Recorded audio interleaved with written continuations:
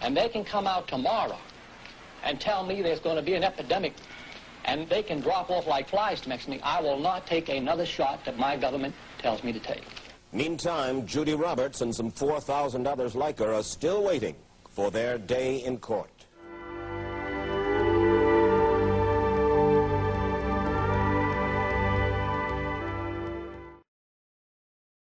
Think that you're in charge of the program. I would have to check the records. I haven't looked at this in some time.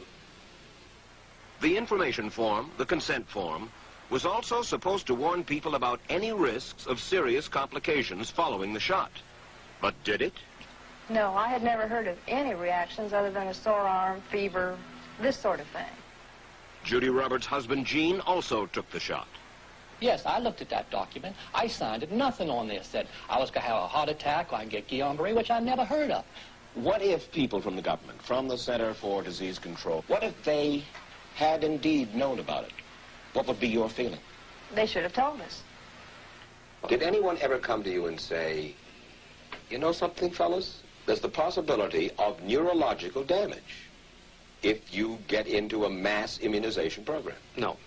No one ever did? No. Do you know Michael Hatwick? Yes. Dr. Michael Hatwick directed the surveillance team for the swine flu program at the CDC. His job was to find out what possible complications could arise from taking the shot and to report his findings to those in charge. Did you know ahead of time, Dr. Hatwick, that there had been case reports of neurological disorders, neurological illness, apparently associated with the injection of influenza vaccine? Absolutely. You did? Yes. How'd you know that? By review of the literature. So you told your superiors, the men in charge of the swine flu immunization program, about the possibility of neurological disorders? Absolutely. What would you say if I told you that your superiors say that you never told them about the possibility of neurological complications? That's nonsense.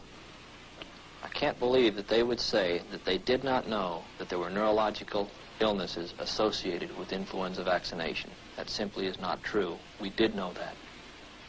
I've said that Dr. Hatwick has never told me of his feelings on this subject. And he's lying. I guess you would have to make that assumption. Then why does this report from your own agency, dated July 1976, list neurological complications as a possibility? I think the consensus of the scientific community was that the evidence relating neurologic disorders to influenza immunization was such that they did not feel that this association was a real one.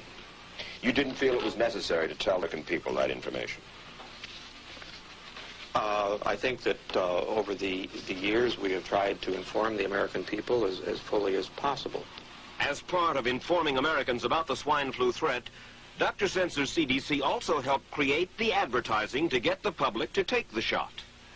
Let me read to you from one of your own agency's memos planning the campaign to urge Americans to take the shot.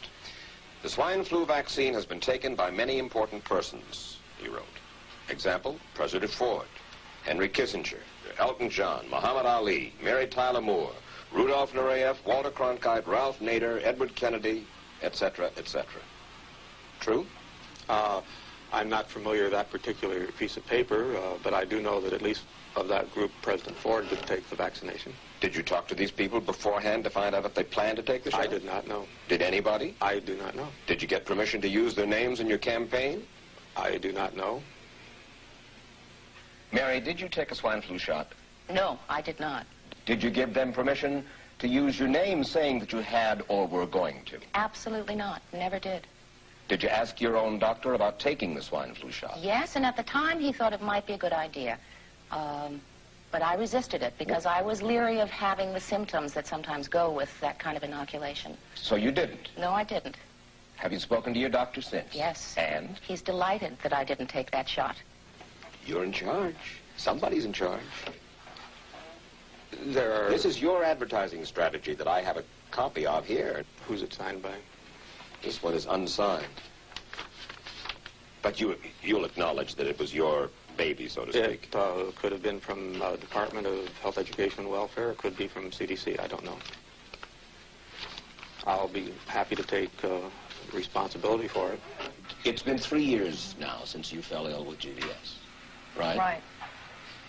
Has the federal government, in your estimation, played fair with you about your claim?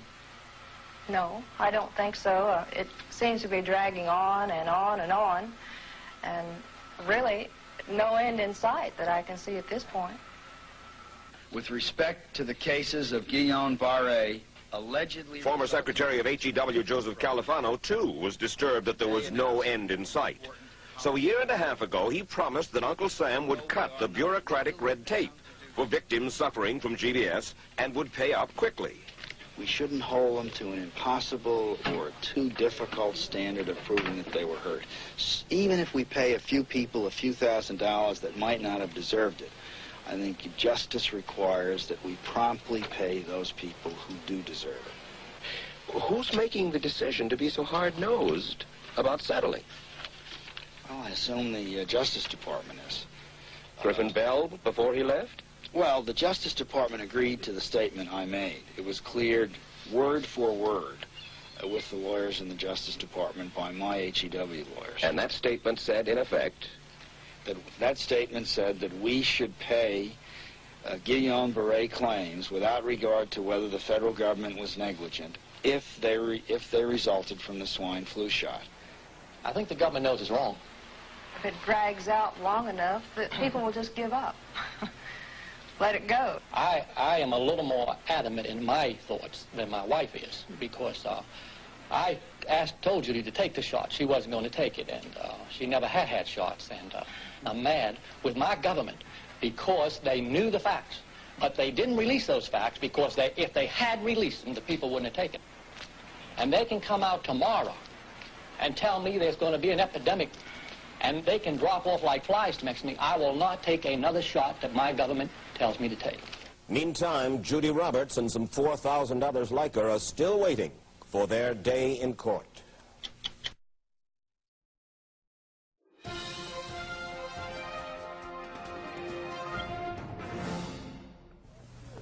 I don't need another flu shot. I had a flu shot last year. A swine flu epidemic may be coming. Swine flu shot? Well, I don't know. I've been thinking about it. It could make you very sick. Swine flu? Man, I'm too fast today to catch me. You'll want to be protected.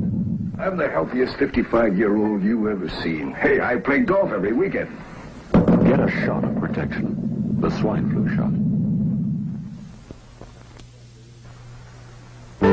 Joe brought it home from the office.